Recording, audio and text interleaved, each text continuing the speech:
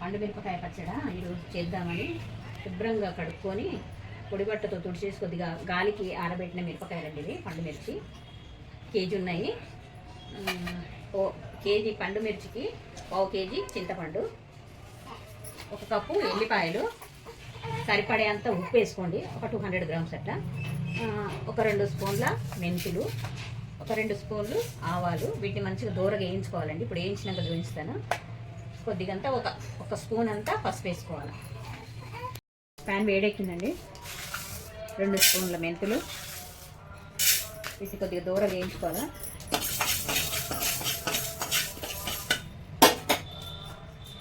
దాంట్లోనే ఒక 2 స్పూన్ల ఆవాలు, వీటిని దూరగా వేయించుకుంటే ఈ పచ్చివాసన పోయే వరకు కొద్దిగా వేయించుకోవాలండి. దీన్ని పొడి చేసుకొని వీటిని ఇలా ముక్కల కింద కట్ చేసుకోవాలండి. కొద్దిగా మిక్సీలో ముక్కల కింద చేసి కట్ చేసుకొని ఇట్లా పీసుల కింద చేసేసి జార్లో వేసుకొని మిక్సీ పట్టాలండి. జార్ తీసుకొని ఈ ముక్కలన్నీ జార్లో వేసుకోవాలండి. కొన్ని ఈ ముక్కల్ని కొద్దిగా బరకగా పట్టాలి. మనం శుభ్రపరచుకున్న ఈ చింతపండుని కొద్దిగా వేసుకుంటూ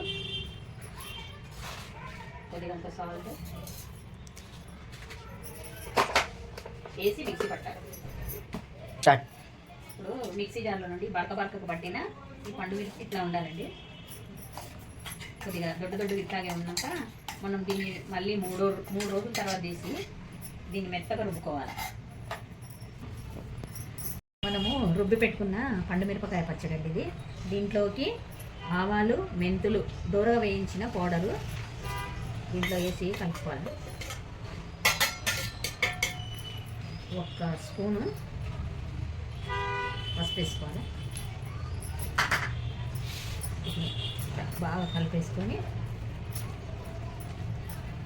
ఈ పచ్చడిని 3 రోజుల తర్వాత మళ్ళీ ఒకసారి మనము ఎల్లిపాయలు ఉన్నాయా దీన్ని మనకు సరిపడే అంత ముద్ద తీసుకొని దాంట్లో సరిపడే ఎల్లిపాయలు మనం ఎక్కువ ఎంత వేసుకున్నా బాగానే టేస్ట్గా ఉంటుంది. కొన్ని వేసుకొని రుబ్బి అప్పుడు మనం పోపు వేసుకోవాలండి.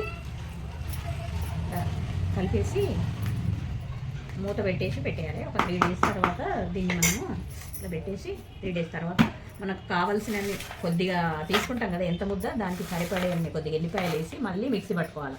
తర్వాత పోపు వేసుకోవాలి. 3 డేస్ అయిందండి. ఇప్పుడు కొద్దిగా మనకు ఇట్లా మళ్ళీ ఒకసారి ఇట్లా తిరిగేసుకొని దాంట్లో ఉప్పు సరిపడే అంత ఉందా ఎట్లా ఉందో చూసుకొని బౌల్లోకి తీసుకొని దీన్ని మరొకసారి బాగా మిక్సీ పట్టేసుకోవాలండి. మెత్తగా చేసేసుకోవాలి. కొద్దిగా అన్నీ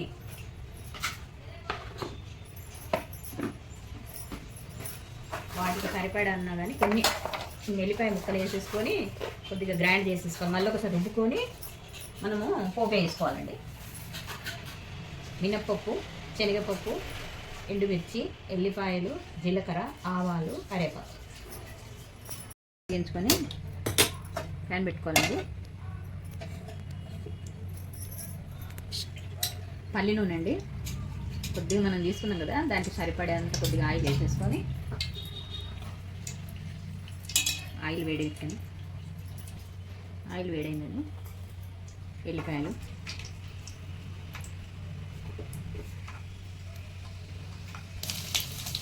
ఎల్లిపాయలు, జీలకర్ర, ఆవాలు,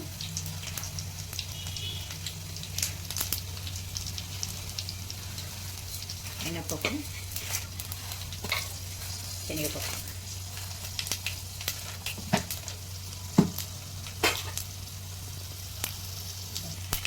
ఎండుమిరపకాయలు, కొద్దిగంత కరివేపాకు,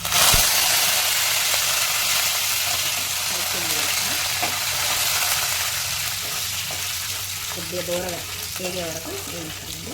మినప్పప్పు, శనగపప్పు వేగినండి. స్టవ్ కట్టేసి మనం చల్లారినాక కొద్దిగా ఇప్పుడంటే కొద్దిగా తీసాం కదా దాన్ని అట్లా మట్టిలోకి వేసుకొని